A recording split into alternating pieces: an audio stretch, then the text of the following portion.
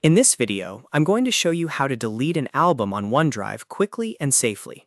If you've got old albums you no longer need, cleaning them up can help keep your OneDrive Photos section organized and easier to manage. And don't worry, I'll also point out an important detail at the end so you know exactly what happens when you delete an album. If this tutorial helps, please hit the like button and subscribe for more simple tech guides. Alright, let's get started. First, open Microsoft OneDrive in your browser.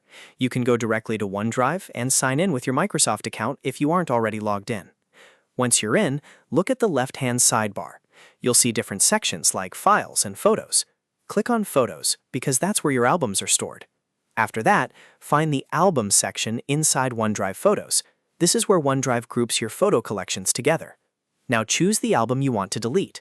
Take a moment to make sure you've selected the correct one, especially if you have multiple albums with similar names. Once the album is open or selected, look for the bin icon. This is the delete option you'll use to remove the album from your OneDrive account.